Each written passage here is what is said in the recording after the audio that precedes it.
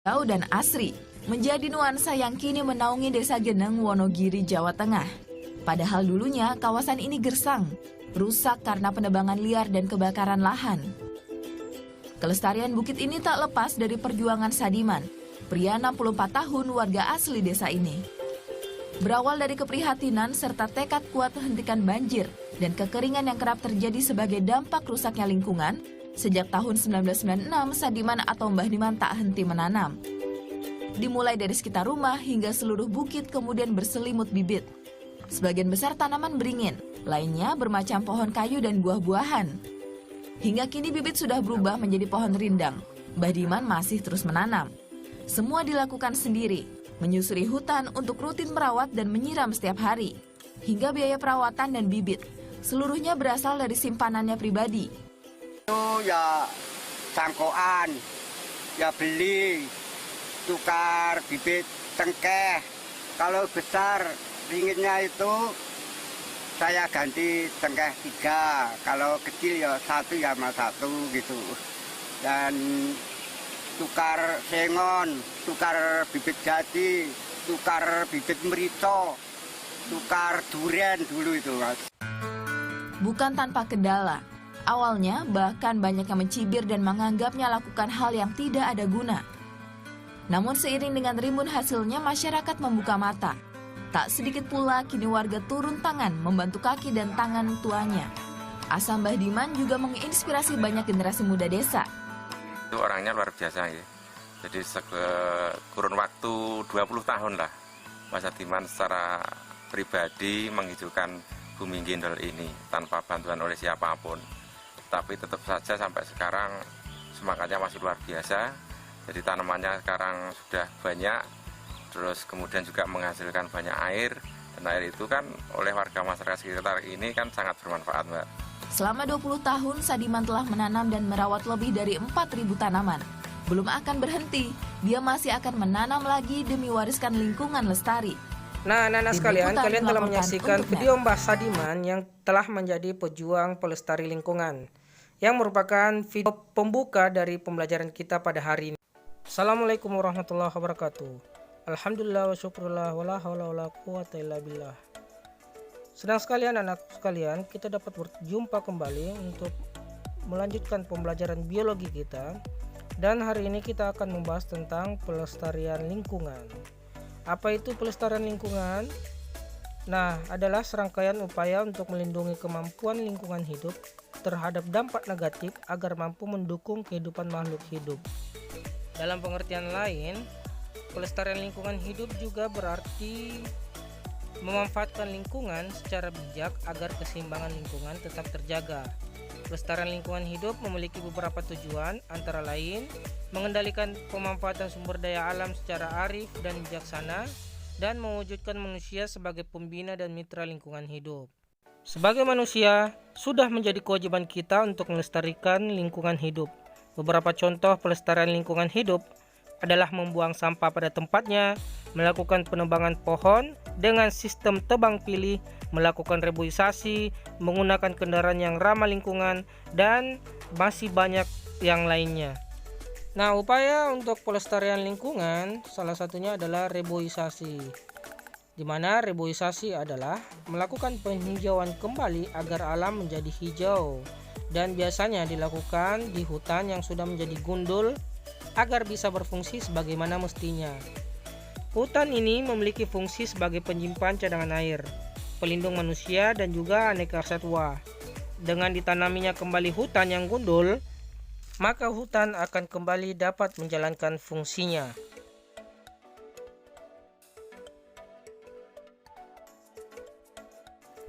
Selanjutnya, metode konservasi atau pelestarian lingkungan yaitu terasering atau sengkedan.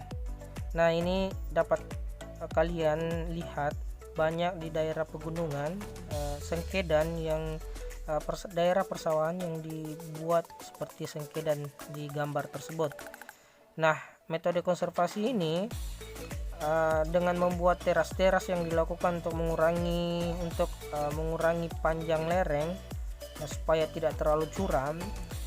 Fungsinya apa? Untuk menahan air sehingga mengurangi kecepatan dan jumlah air di permukaan. serta memperbesar peluang penyerapan air oleh tanah.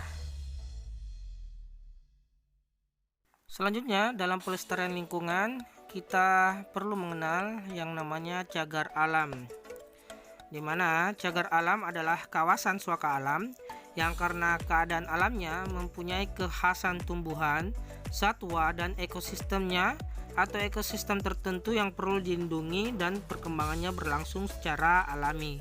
Tahukah kalian bahwa cagar alam itu juga ada di Sulawesi Selatan, yaitu cagar alam Taman Nasional Bantimurung Bulu Saraung.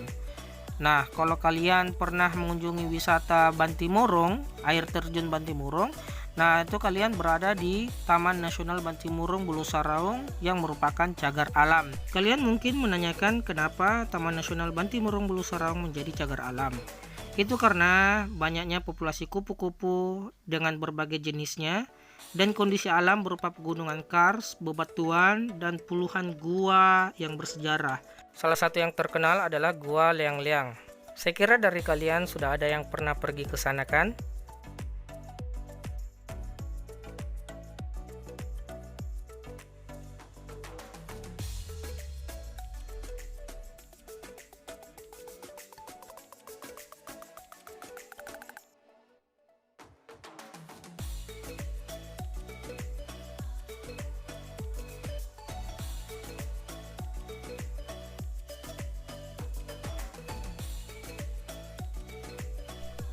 Nah, upaya lain untuk pelestarian lingkungan yaitu adalah membersihkan sungai, mendaur ulang sampah, daur ulang plastik, melarang perburuan liar. Jadi kupu-kupu di kawasan Taman Nasional Bantimurung Bulu Saraung itu dilindungi ya, tidak boleh diambil, tidak boleh diburu.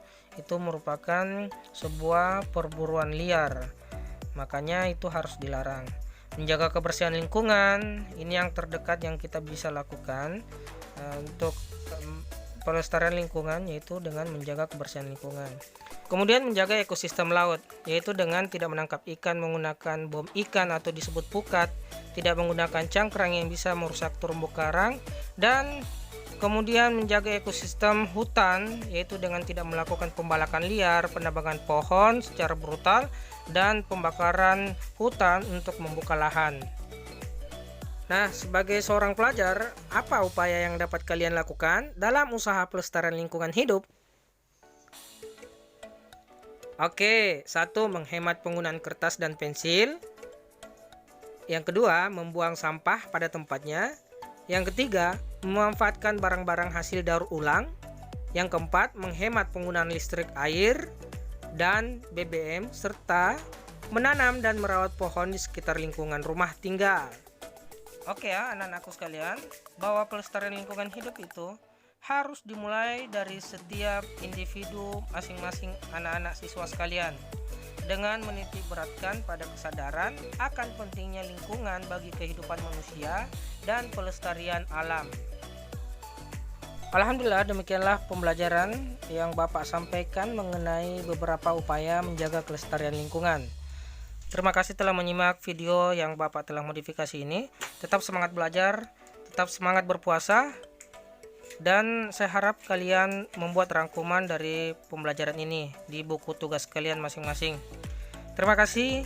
Assalamualaikum warahmatullahi wabarakatuh.